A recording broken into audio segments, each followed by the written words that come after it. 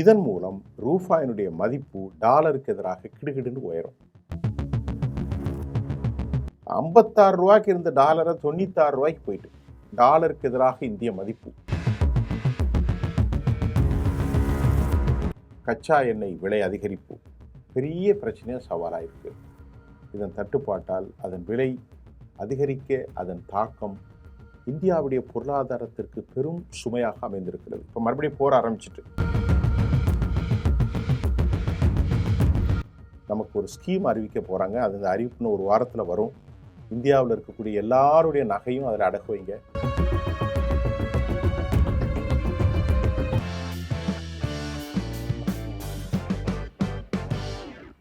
நேர்களே, இந்தியா பிரதமர் நரேந்திர மோடி சில நாட்களுக்கு முன்பு ஒரு அறிவிப்பு வெளியிட்டிருந்தார். தங்கத்தை நிறைய வாங்காதீங்க, வெளிநாட்டுக்கு செல்லாதீங்க, ஒர்க் ஃப்ரம் ஹோம், எண்ணெயை கூட அதிகமாக பயன்படுத்தாதீங்க, உரத்தை கூட நீங்கள் அதிகமாக பயன்படுத்தாதீங்க, தேவையில்லாமல் சுற்றுலா செல்லாதீங்க, வெளிநாட்டுடைய டிவைஸ் எலக்ட்ரானிக்ஸ் எல்லாத்தையும் வாங்குறத கொஞ்சம் குறைச்சிக்குங்க, இப்படி நிறைய சொல்லியிருந்தார். ஆனால் இதற்கான காரணங்கள் என்ன அப்படின்னு பார்ப்போம். முன்னாடி இப்போ ஒரு அறிக்கை கடந்த ஒரு வாரத்துக்கு முன்னாக இந்தியாவினுடைய பிரதமர் நரேந்திர மோடி, மத்திய அரசு சொல்லுது, நீங்கள் வீட்டுக்குள்ளே இருக்கக்கூடிய தங்கத்தெல்லாம் அரசிட்ட ஒப்படைச்சிருங்க, உங்களுடைய நகைக்கான வட்டியை இந்திய மத்திய அரசு உங்களுக்கு தரும் அப்படின்னு ஒரு அறிக்கை கொடுத்துருக்காங்க. இதை நாம் உள்ளே போய் பார்ப்போம். அதுக்கு மூல காரணம் என்ன, ஏன் இந்தியா இந்த விஷயத்தை இப்படி செய்யணும் என்ற ஒரு கேள்வி நமக்கு எழுகிறது. சராசரியாக இந்தியாவுடைய ரூபாயினுடைய மதிப்பு இப்போ நம்ம பார்த்தா வரலாறு காணாத அளவில் ஒரு பெரிய சரிவை தான் சந்திக்குது. இப்போ ரூபாயினுடைய மதிப்பை யார் தீர்மானிக்கிறது, எதனால் இந்த மாதிரி சரிவு, இதை எப்படி சமாளிக்க வேண்டும் என்ற கேள்விகளுக்கும் இந்திய பிரதமர் இப்போது அறிவிச்சிருக்காரு, இதுக்கும் என்ன சம்மந்தம் இருக்குது? இந்தியாவுடைய ரிசர்வ் வங்கி சில விஷயத்தை, அரசாங்கத்தினுடைய நாணயத்தின் மதிப்பை ரிசர்வ் பேங்க் ஆஃப் இந்தியா அது தீர்மானிப்பார். சர்வதேச சந்தையில் இன்டர்நேஷ்னல் மார்க்கெட்டில் ஒரு நாட்டினுடைய கரன்சி தேவைக்கான அந்த மதிப்பீடை பொறுத்தே அதன் மதிப்பு மாறுபடுகிறது. இப்போ உதாரணத்துக்கு உங்களுக்கு ஒரு செய்தி சொன்னால், வெங்காயம் விலை அதன் தேவையை பொறுத்தும் வரத்துவை பொறுத்தும் தான். அதனுடைய நீட்ஸ் அதிகமாக இருக்கும்போது அதனுடைய தேவை அதிகமாகும். அதே மாதிரி ரூபாயுடைய மதிப்பும் அப்படித்தான். உலக அளவில் இந்திய ரூபாய்க்கான தேவை அதிகமாக இல்லை.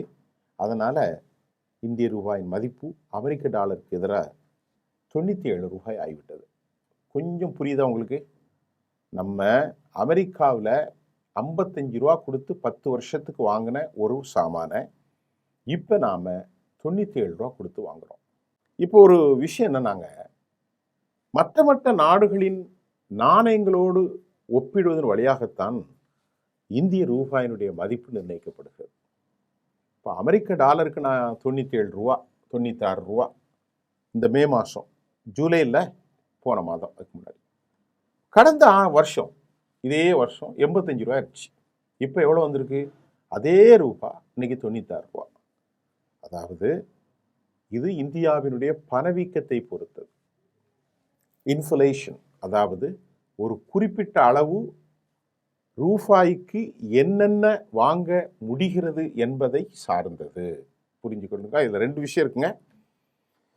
போன வருஷம் ஒரு ஒரு 100 ரூபாய்க்கு வாங்கின பொருள் இந்த வருஷம் 120 ரூபாய் ஆகலாம். அதே போல இந்தியாவினுடைய மதிப்பு தேவைகள் உலகளவில் குறைகிறது. ஏன்னா அதை பற்றி நான் பின்னாடி சொல்கிறேன். இந்த ஏற்றுமதி இறக்குமதி என்னங்க, பெரும்பாலும் நம்ம நாட்டில் இந்தியாவுடைய பொருட்கள் பெரிய அளவில் இறக்குமதி தான் செய்கிறார்கள். இப்போ திருப்பூர் பனியன் தொழிற்சாலையை பார்ப்போம். இப்போ திருப்பூர் இருக்குல்ல, அந்த திருப்பூரில் பனியன் தொழிற்சாலையில் இருந்து ஆடைகளை வெளிநாடுகளுக்கு ஏற்று செய்கிறாங்களா இல்லையா? கோயம்புத்தூர்லேருந்து பம்ப்ஸ்லாம் வெளிநாடுகளுக்கு போகுதா இல்லையா? மஞ்சள் போகுது, நாமக்கல்ல என்ன போகுது, முட்டை போகிறது, குஜராத்திலேருந்து ஆபரணங்கள் போகிறது, இப்படி எல்லா பொருளும் போகிறது. அப்படி போகும்போது வெளிநாடுகளுக்கு எக்ஸ்போர்ட் பண்ணிட்டு அதன் உரிமையாளர்களுக்கு பணம் எதில் வரும் தெரியுமா? ஒன்று அமெரிக்க டாலரில் வரும், இல்லைன்னா யூரோவில் வரும். இவங்க என்ன பண்ணுவாங்கன்னா, வெளிநாட்டுக்கு முட்டை விற்று, பெனியன் கிளாத்தை விற்று, மஞ்சளை விற்று, இந்தியாவிலேருந்து போகிற எலக்ட்ரானிக்ஸ் கூட்ஸ், மருந்துகளை எல்லாம் விற்று அந்த டாலரை இந்திய ரூபாயாக மாற்றுவார்கள். இதனால் என்னாகும்? இந்தியாவுடைய ரூபாய்க்கு தேவை அதிகமாகும் நம்ம உள்நாட்டுக்குள்ள. இதன் மூலம் ரூபாயினுடைய மதிப்பு டாலருக்கு எதிராக கிடுகிடுன்னு உயரும் என்றால் இன்னைக்கு 97 ரூபாய் இருந்தது 85 ரூபாய் நிற்கும். இன்னைக்கு போன வருஷம் 85, இன்னைக்கு 95. மோடி வரும்போது 56 ரூபா இருந்துச்சு. இன்னைக்கு மோடி 12வது வருஷத்தில் இன்னைக்கு 96 ரூபா ஆயிடுச்சு. நல்லா புரிந்து கொள்ளுங்கள். மறுபடியும் சொல்கிறேன், கொஞ்சம் விளக்கமாக கேட்டுக்கிடுங்க. ஒரு நாட்டின் மதிப்பு என்பது அவர்களின் கையிருப்பு, அந்நிய செலவாணி கையிருப்பு. வெளிநாட்டினுடைய டாலர் இந்தியாவிற்கு வருது. நம்ம நாட்டுக்கு எப்படி வருது? எக்ஸ்போர்ட் மூலம் வருது. இந்தியாவில் வேலை பார்க்கிறார்கள் அரபு நாடுகளில், அவர்கள் அனுப்புகிற அந்நிய பணம் இந்தியாவில் வந்து அது டாலரில் வந்து அல்லது அவங்க நாட்டுடைய மதிப்பில் வந்து யூரோவில் வந்து இந்தியாவில் என்ன செய்யுது? அது இந்திய ரூபாயாக மாற்றப்படுகிறது. மாற்றப்பட்டு ஏராளமான பணப்புழக்கம் வரும். அப்போ அயல் நாட்டில் இந்திய பொருட்களை விற்பது, அயல் நாட்டில் இந்தியாவினுடைய உழைக்கும் வர்க்கம் தங்கள் உழைப்பை அயல் நாட்டில் கொடுத்து அதை அந்த சர்வதேச டாலராக மாற்றி, அமெரிக்காவாக இருக்கலாம், சீனாவாக இருக்கலாம், அரபு நாடுகளாக இருக்கலாம், இங்கிலாந்தாக இருக்கலாம், அங்கிருந்து இந்தியாவுக்கு மொத்தமாக தங்கள் உழைப்பின் மூலம் தாய் தந்தையருக்கு பணம் அனுப்புகிறாங்க. இந்தியாவிலிருந்து முட்டையோ, இந்தியாவிலிருந்து மளிகை பொருட்களோ, இந்தியாவிலிருந்து என்னெல்லாம் எக்ஸ்போர்ட் பண்ணுறோமோ அவ்வளவு அங்கே போய் அமெரிக்க டாலர்களாக உருமாறி இந்தியாவுக்கு வந்து இந்தியாவில் நாம் ரூபாயாக பார்க்கும்போது நிறைய பணத்தேவை அதிகரிக்கும். இந்தியாவுடைய டாலருக்கு எதிராக சர்வதேச சந்தையில் இந்திய மதிப்பு அதிகரிக்கும். ஆனால் நிலைமை இப்போ நம்ம என்ன இருக்குன்னு பார்க்குறோம். ஆனால் இப்போ நாம் எக்ஸ்போர்ட் பண்ணுறதுல குறைவு, இம்போர்ட் தான் அதிகமாக இருக்குது. என்ன இம்போர்ட்டு? கச்சா எண்ணெய் வெளிநாட்டிலேருந்து நமக்கு நிறைய இம்போர்ட் ஆகுது. 88% தங்கம் நாம் வெளிநாட்டிலேருந்து வருது. எலக்ட்ரானிக்ஸ் டிவைஸ் இதெல்லாம் நாம் அங்கிருந்து தான் இறக்குமதி செய்கிறோம். அப்படி செய்வதன் மூலம் இந்திய பணத்தை டாலராக மாற்றும்போது அதிக பணம் கொடுக்குறோம். உதாரணத்திற்கு ஒரு பொருளை $1 நம்ம வெளிநாட்டிலேருந்து வாங்குகிறோன்னு வைத்துக்கொள்வோம். இந்தியாவிலேருந்து நம்ம எவ்வளோ கொடுக்கணும் தெரியுமா? 97 ரூபாய் கொடுக்கணும் அல்லது 96 ரூபாய் கொடுக்கணும். ஒரு உதாரணத்துக்கு புரிந்து கொள்ளுங்கள். வெளிநாட்டிலிருந்து $10 அல்லது $100 ஒரு பொருளை நம்ம இம்போர்ட் பண்ணுறோம். நம்ம பணம் எவ்வளோ கொடுக்கணும்? 9600 ரூபாய் கொடுக்கணும். ஆனால் அங்கே ஒரு $10 தான், $100 தான். வெளிநாட்டில் $100, அமெரிக்காவில் $100 தான். ஆனால் இந்தியாவிலிருந்து நம்ம எவ்வளோ பணம் கொடுக்க வேண்டியிருக்கு? 9700, 600 கொடுக்கணும். அப்படி கொடுக்கும்போது நம்முடைய பணம் வெளிநாடுகளில் டாலராக மாறுகிற போது மதிப்பை இழக்கிறது. அதே சமயம் நம்முடைய உழைப்பின் மூலம் அல்லது நம்முடைய எக்ஸ்போர்ட் மூலம் அந்த டாலர் நமக்கு வரும்போது இந்தியாவின் பண மதிப்பு அதிகரிக்கிறது. இப்போ புரியுதா? இப்போ கச்சா எண்ணெய் இறக்குமதி, அதே போல் ஏகப்பட்ட பணம். ஒரு பேரல் போன வருஷம் 6000, இந்த வருஷம் போறனால 7000. ஆக கச்சா எண்ணெய் இறக்குமதி நடைபெறுகிறது. அதே போன்று இந்தியா வெளிநாடுகளுக்கு சுற்றுலா செல்லும்போது இந்தியாவினுடைய நம்முடைய பயணியாளர்கள் விமான நிலையத்தில் இந்தியாவினுடைய சல்லியை, ரூபாயை கொடுத்து அந்த நாட்டின் நாணயமாக மாற்றுவார்கள். அது யூரோவாக இருக்கலாம் அல்லது டாலராக இருக்கலாம். இப்படி பல வகைகளும் செய்யும்போது ரூபாயினுடைய தேவை ரொம்ப குறைஞ்சிரும், அதன் மதிப்பு ரொம்ப குறையும். ஏற்றுமதியை விட இறக்குமதி அதிகமாகும், பணத்தின் மதிப்பு குறையும். இந்தியா தனது எரிசக்தியில் 80% எரிசக்தி தேவைக்கு வெளிநாடுகளைத்தான், அயல் நாடுகளை சார்ந்திருப்பதால் அதிக அளவில் இறக்குமதி செய்கிறாங்க. இப்போ உதாரணத்துக்கு டிசிஎஸ் கம்பெனி, ஐடி கம்பெனியை பார்ப்போம். டிசிஎஸ், நான் உங்களுக்கு ஒரு 4-5 கம்பெனி சொல்கிறேன். TCS, Infosys, Wipro, HCL, IT information and technology international, the corporate நிறுவனங்கள், வெளிநாட்டு நிறுவனங்களுக்கு நாம் இந்தியாவிலிருந்து service oriented, it's not a manufacturing sectorial, service ஓரியன்டாக நாங்கள் மென்பொருள் சேவைகளை வழங்கி அதற்கு பதில் கோடிக்கணக்கான டாலர்கள் இந்தியாவுக்கு நமக்கு சம்பளமாக வருது. சம்பளம் குறைவு தான், ஆனால் கோடிக்கணக்கான டாலர்கள் வருகிறது. நான் சொன்ன கம்பெனியை பாருங்கள், ஹெச்சிஎல் கம்பெனி. முதலிருந்தே நான் உங்களுக்கு சொல்கிறேன்.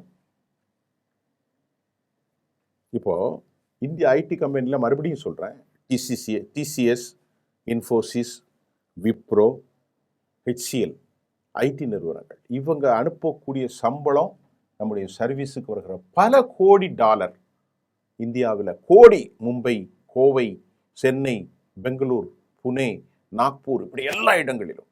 அப்போ இந்தியாவில் டாலர் வந்து குவியும் போது அந்த டாலரை இந்திய பணமாக மாற்றித்தான் இந்தியாவில் செலவு பண்ண முடியும்.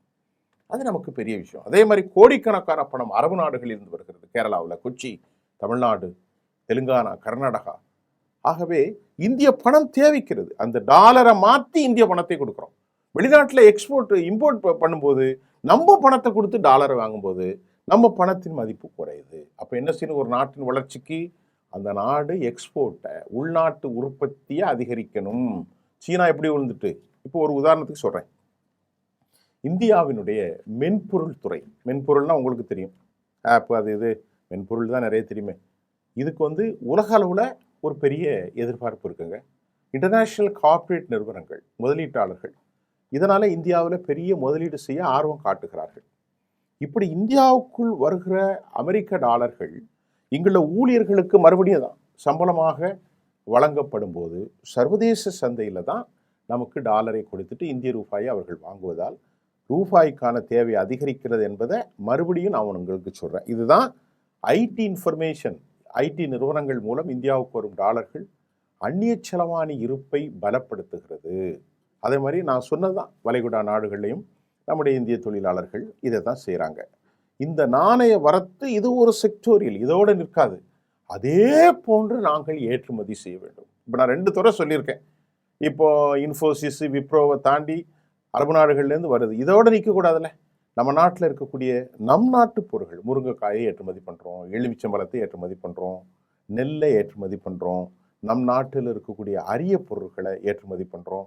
அங்கே போய் அது டாலராக வரணும். திருப்பூர்லேருந்து ஏற்றுமதி பண்ணுறோம், சூரத்லேருந்து ஏற்றுமதி பண்ணுறோம், அகமதாபாத், கோவை, புனே இந்த மாதிரி இடங்களில் உச்சபட்சம் இந்தியாவில் டிவைஸ், இந்தியாவுடைய மருந்து பொருட்கள் எல்லாம் இப்படி பண்ணும்போது டாலர்கள் இந்தியாவுக்குள் பெரும் அளவில் வரும்போது அல்லது யூரோ வரும்போது அது இந்திய பணமாக மாற்றும் போது நமக்கு மதிக்கும். ஆனால் இந்திய சல்லியை கொடுத்து நாம் இம்போர்ட் பண்ணும்போது அமெரிக்கா எப்படி இருக்காங்க? அமெரிக்காவிலேருந்து இராணுவ தளவாடங்கள், அமெரிக்காவிலேருந்து போயிங் விமானங்கள், அமெரிக்காவிலேருந்து டெக் தொழில்நாட்சிகள், அமெரிக்காவிலேருந்து விவசாய இடுபொருள்கள், உரம் எல்லாம் அந்த நாடு செல்வமாகுது.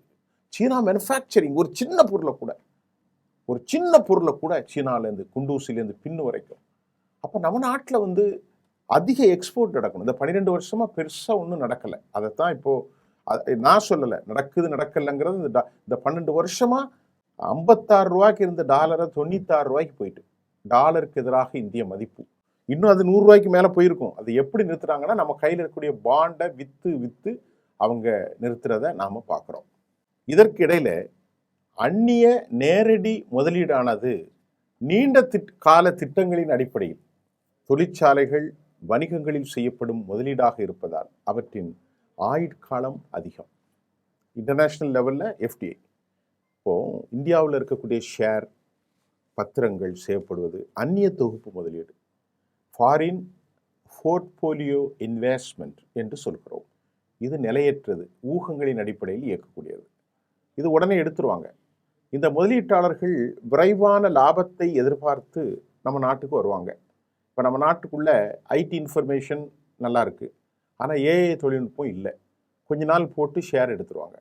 ஏதேனும் ஆபத்து என தெரிந்தால் அந்த பணத்தை அவர்கள் உடனடியாக முதலீடுகளை திரும்ப பெற்று கொண்டு போய்விடுவார்கள். அந்நிய தொகுப்பு முதலீடுகள் உள்ளே வரும்போது பங்குச்சந்தை உச்சத்துக்கு செல்லும், சந்தை பெரும் வீழ்ச்சியை சந்திக்கும். இப்போ பார்த்தீங்கன்னா மேற்காசிய போர் பதட்டம், கச்சா எண்ணெய் விலை அதிகரிப்பு பெரிய பிரச்சனையாக சவாலாக இருக்குது. இதன் தட்டுப்பாட்டால் அதன் விலை அதிகரிக்க அதன் தாக்கம் இந்தியாவுடைய பொருளாதாரத்திற்கு பெரும் சுமையாக அமைந்திருக்கிறது. இப்போ மறுபடியும் போர் ஆரம்பிச்சிட்டு பெரும் சிக்கலை நமக்கு ஏற்படுத்துது. இந்த நிலையில் டாலரின் மதிப்பு இப்போது கடந்த முறை 85ஆக இருந்து இப்போது $100 மதிப்புள்ள ஒரு பிப்பாய் 8500 கொடுக்க வேண்டியிருந்தது.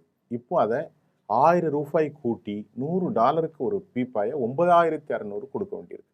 இப்போ நம்ம நிறைய பணத்தை இந்தியாவிலேருந்து கொடுக்குறோம். உங்களுக்கு புரியுதா? கடந்த 85 ரூபாய் ஒரு டாலருக்கு மதிப்பு இருக்கும்போது 8500 கொடுத்தோம், இப்போ 9600 கொடுக்க வேண்டியிருக்கு. இது தவிர அமெரிக்காவினுடைய வட்டி விகிதங்கள் உயரவே இந்தியாவில் இன்வெஸ்ட் பண்ண முதலீட்டாளர்கள் இந்தியாவில் உள்ள பணத்தை எடுத்துட்டு எல்லாரும் வெளியேறிட்டாங்க. அதனால இந்தியாவுடைய எஃப்டிஐனுடைய புல்லிங் அவுட் ஆஃப் பவுண்டரி, நம் நாட்டுக்குள்ள இருக்கக்கூடிய அந்த இன்வெஸ்ட்மெண்ட் பவுண்டரியில இருந்து இழுக்கப்பட்டு வெளியே சென்று விட்டது. இதுவும் ஒரு பெரிய அபாயம். இந்த மாதிரியான பல்வேறு அபாயங்களில் இந்தியா இப்பொழுது அயல்நாட்டு முதலீட்டாளர்கள் ரூபாய் மதிப்பில் தங்களுடைய சொத்துக்களை விற்றுவிட்டு இந்தியாவை விட்டு மிக மோசமான ஒரு களச்சூழலில் இந்திய ரூபாயின் மதிப்பு மிக மோசமாக சரிவதை தடுக்க இந்திய ரிசர்வ் வங்கி தலையிடுகிறது. ஆனால் ஓரளவுக்கு மேல் ரிசர்வ் வங்கியால் ஒன்றுமே செய்ய முடியாது. ரிசர்வ் வங்கி தனது இருப்பில் உள்ள டாலர்களை சந்தையில் வித்து தான் இப்போதான் நிறுத்துறாங்க. சந்தையில் இருக்கக்கூடிய ரூபாய்க்கான தேவையை அதிகரித்து அதன் வீழ்ச்சி வேகத்தை ஓரளவுக்கு ரிசர்வ் பேங்க் கட்டுப்படுது. இல்லைன்னா 100, 140, 150ன்னு போயிருக்கும். நம்மகிட்ட இருக்கக்கூடிய மதிப்பு இருக்கு பாருங்க, நம்மகிட்ட இருக்கக்கூடிய பாண்ட் இருக்கும், இன்டர்நேஷனல் பாண்ட். அந்த பாண்டை நாம் என்ன செய்யறோம், விற்று டாலரை இப்போ 96க்குள்ள வச்சிருக்கோம். ஆனால் இந்த பாண்டை விற்கலன்னு வைங்க, என்ன நடக்கும்? இன்னும் ஒரு டாலருக்கு எதிராக இந்திய ரூபாய் 110 ரூபா 120 ரூபா போயிடும். கதை முடிஞ்சுது. அந்நிய முதலீட்டாளர்களுக்கு இந்தியாவில் ஒரு நல்ல ஒரு ஸ்கோப் ஏற்படுத்தணும்னா இந்தியா உள்நாட்டினுடைய ப்ரொடக்ஷனை அதிகரிக்கணும். இந்தியாவிலிருந்து எக்ஸ்போர்ட் அதிகரிக்கணும். நேயர்களே, தற்போது இந்த போர் நடவடிக்கையின் மூலம் இந்தியாவுக்கு ரொம்ப ஆபத்து இருக்கு. நான் பேச வந்தது தங்கத்தை பற்றி, மத்திய அரசினுடைய ஸ்கீமை பற்றி பேச வந்தேன். ஆனால் டாபிக் மாறிட்டு, இருந்தாலும் இந்த டாபிக் உங்களுக்கு ரொம்ப பிரயோஜனமாக இருக்கும். அடுத்து தங்கத்தை பற்றி இன்னொரு டாப்பிக்கில் உங்கள்கிட்ட நான் தெளிவாக சொல்கிறேன். இந்தியாவுடைய அரசாங்கத்தினுடைய பாண்டு என்ன சொல்லுதுன்னு நாளைக்கு மறுநாள் உங்களுக்கு சொல்ல போகிறேன். இப்போ இந்தியா ஒரு நாட்டினுடைய வளர்ச்சி என்ன எளிமையாக புரிந்து கொள்ளுங்கள். ஒரு நாட்டுடைய செல்வம் தங்கத்தினுடைய இருப்பு. ஒரு நாட்டினுடைய இம்போர்ட் அல்ல, எக்ஸ்போர்ட். ஒரு நாட்டுக்கு வெளிநாட்டின் உழைப்பால், வெளிநாட்டின் பொருள் விற்பால் வரக்கூடிய அந்நிய செலவாணி முதலீடுகள், கையிருப்பு. நம்மகிட்ட இன்னைக்கு 700 பில்லியன் US டாலர் இருக்கு. அது காணாது நம்ம நாட்டை பொறுத்தவரை. இதெல்லாம் ஒரு நாட்டிற்கு வளர்ச்சி ஏற்படுத்தும். உள்நாட்டில் சந்தைகளில் ஊழலற்ற நிகழ்ச்சிகள். மக்களுக்கு ஒரு 10,000 ரூபாயை ஒதுக்கி ஒரு திட்டத்துக்குன்னா 10,000 போயிடணும். 10,000ல் 7,000 தின்னுனா மறுபடியும் கடன் வாங்கும். ஆக இந்தியாவினுடைய மதிப்பீடு குறையும். ஆகவே சிறு வியாபாரிகள் இருக்கிறாங்க பாருங்க, மதிப்பு கூட்டு வரியின் மூலம் இன்னைக்கு இந்தியாவில் உள்ள ஊறுகாய் எக்ஸ்போர்ட் பண்ணுறான், இந்தியாவில் உள்ள முருங்கைக்காய், இந்தியாவில் இருக்கக்கூடிய நவதானியங்கள், இந்தியாவில் இருக்கக்கூடிய அரிசி, இந்தியாவில் இருக்கக்கூடிய தொழில்நுட்ப புரட்சி, எல்லாவற்றையும் கீழிருந்து பூமியிலிருந்து நாம் எடுக்கக்கூடிய அந்த அப்படி பண்ணக்கூடாது எக்ஸ்போர்ட். அதை மதிப்பு கூட்டாக உருவாக்கினால் நமக்கு பல வேலைகள். அதை எடுப்பதற்கு ஒன்று, அதை பற்றையில் உட்கார்ந்து அடிப்பதற்கு ஒருத்தர், அதை பேக் பண்ணுவதற்கு ஒருத்தர், இப்படியே மாறும். இப்படி பல துறைகள் செக்டோரியலாக சீனா வந்தது. நாம் என்ன செய்கிறோம், கீழே இருந்து அள்ளி அப்படியே சைனாவுக்கு அனுப்பிவிடுறோம், அமெரிக்காவுக்கு அனுப்பிடுறோம். அவன் நம்மள்கிட்ட வாங்கின அருவாளாக மாற்றுறான், கத்தியாக மாற்றுறான், இரும்பு தண்டவாளமாக மாற்றுறான். இதெல்லாம் இந்தியர்களுக்கு செய்வதற்கு நிறைய ஆற்றல் இருக்கிறது. ஆனால் அரசு வழி ஏற்படுத்துவதில்லை, நம்மகிட்ட முதலீடும் இல்லை. ஒரு அபாயமான காலகட்டம் தான். கிட்டத்தட்ட நம்ம நாட்டில் இருக்கக்கூடிய பில்லில் ரொம்ப அதிகம் 14 லட்சம் கோடி, 12 லட்சத்துலேருந்து 14 லட்சம் கோடி வரை குரூட் ஆயில் தான். இந்த குரூட் ஆயிலுக்கு நிறைய பணத்தை நம்ம கொடுத்துக்கிட்டே இருக்கோம். 14 லட்சம் கோடிக்கு எவ்வளோ டாலர் நம்ம வாங்கணும், எவ்வளோ டாலருக்கு எவ்வளோ பணம் கொடுக்கணும்னு நினச்சி பாருங்கள்.